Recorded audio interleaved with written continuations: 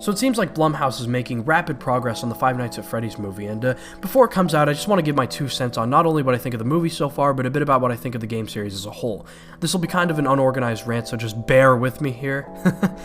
That was terrible. First off, it seems like only the first 3 games will be canon in this universe. Matthew Lillard, who's suspected to play William Afton, said he signed onto a 3-movie deal with the Five Nights at Freddy's contract, and Scott Cawthon once said he only wants the first 3 games to be canon in the film world.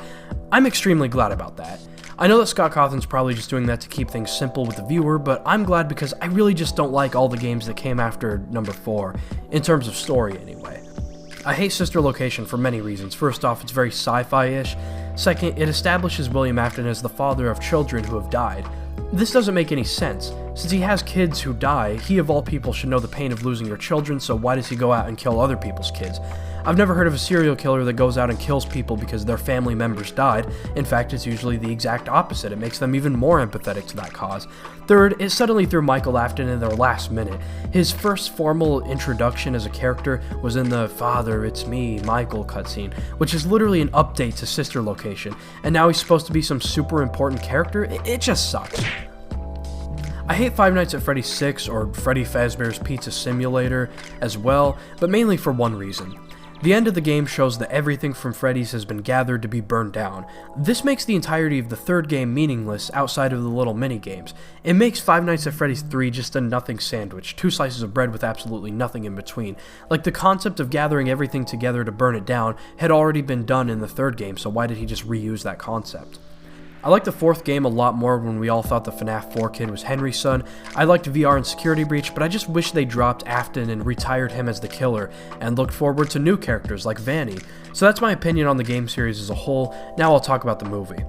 The cast looks good, it looks good so far, Blumhouse makes good movies, but I was reading through the list of abandoned screenplays Scott posted about on Reddit and cringed so hard. It almost makes me worry that the movie probably won't be great.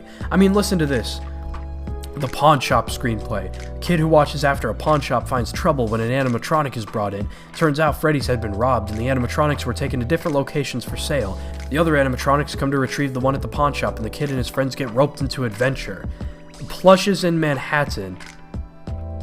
The Silver Eye screenplays. Thank God they didn't go with that because I hate the Silver Eye series.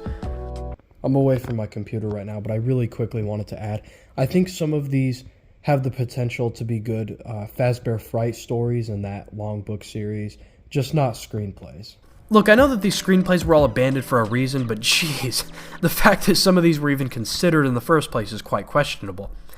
The first thing that pops into your head when you imagine a Five Nights at Freddy's movie should be, you know, Mike Schmidt's a guy who desperately needs a job, so he ends up at Freddy's.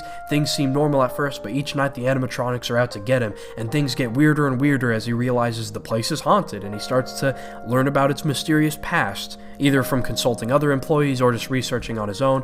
Either way, it all leads up to the missing kids incident, Mike finding the remains of Phone Guy in the suit, which gets him fired for tampering, the purple guy gets springtrapped, you know, whatever. Something like that. That should be the thought process here. A full and complete story of the first game that we all know and love. In my opinion, it should play out similarly to Mr. Nightmare's The Truth Behind Chuck E. Cheese's story, which came out before Five Nights at Freddy's. In the story, a man works at Chuck E. Cheese's. He suspiciously gets the job very quickly under the table. The employees act weird, the Chuck E. Cheese robot gets stranger and stranger each night, leading up to where it follows him home.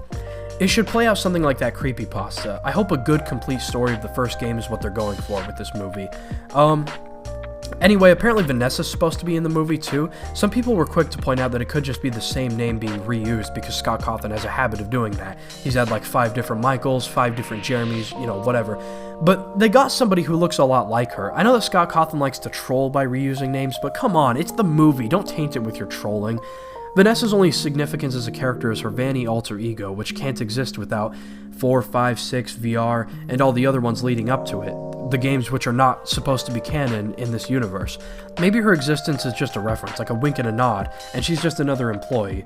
I don't know what to make of all this, but yeah, let me know your guys' thoughts in the comments. Every person who comments on this video right now will get a free Lamborghini, like right now, like shipped to your door in an instant, the second you leave that comment. This isn't clickbait, it's not a scam, it's totally real, guys. Trust. Alright, laters.